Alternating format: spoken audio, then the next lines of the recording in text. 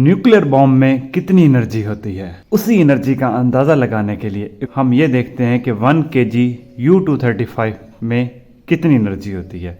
तो ये problem solve करने के लिए मेरे पास ये जो गिवन डाटा है वो ये है कि मेरे पास है जी U-235 और मास है जी इसका 1 kg। यूरेनियम 235 है, या 235 जो है वो इसका है जी मोलर मास। कैपिटल M से इसे डिनोट करते हैं 235 ग्राम। अब 1 kg को मैं लिख सकता हूँ 1000 ग्राम। हमें ये भी पता है कि एनर्जी रिलीज्ड पर एटम, जब एक एटम की फिशन होगी वहाँ से एनर्जी निकलेगी 200 MeV यानी मेगा इलेक्ट्रॉन वोल्ट। अब मैंने यहाँ पे निकालनी है total energy released by 1 kg U-235। तो टोटल एनर्जी रिलीज्ड का जो फार्मूला बनेगा वो मैं पहले ही आपके सामने लिख देता हूँ। एनर्जी रिलीज पर एटम को हम जब टोटल नंबर ऑफ एटम्स के साथ मल्टीप्लाई करवाएंगे तो हमारे पास टोटल एनर्जी रिलीज आ जाएगा। अब एनर्जी रिलीज पर एटम तो मेरे पास है पड़ा, टोटल नंबर ऑफ एटम्स निकालने हैं। तो टोटल नंबर ऑफ एटम्स निकालने के लिए पहले मैं निकाल लेता हूँ जी नंबर ऑफ मोल्स।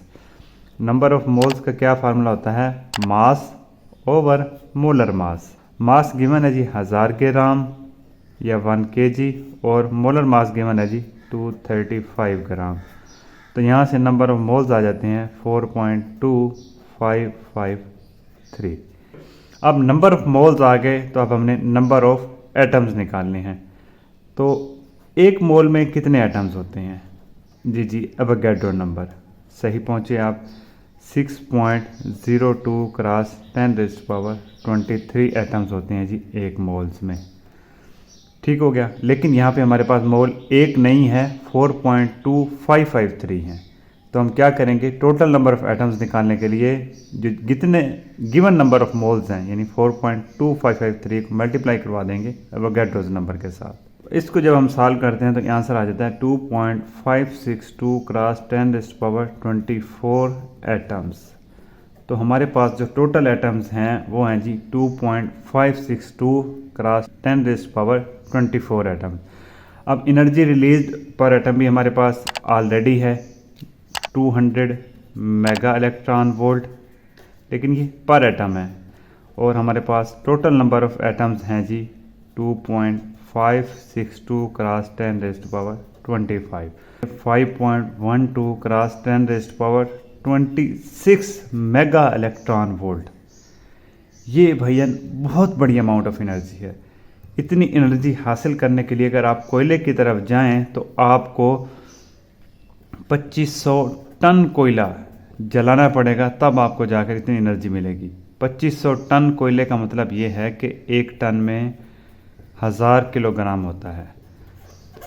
तो अगर 2500 टन को आप किलोग्राम्स में कन्वर्ट करें तो 25 लाख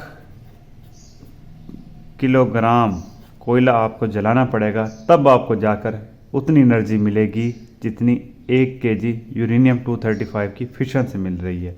अब यही फ़र्क है केमिकल एनर्जी और न्यूक्लियर एनर्जी में। केमिकल एनर्जी में इलेक्ट्रॉन्स का एक्सचेंज होता है, जो ऑर्बिट्स के अंदर इलेक्ट्रॉन्स मूव कर रहे होते हैं वही आपस में इंटरेक्ट करते हैं, उनकी जगह चेंज होती हैं।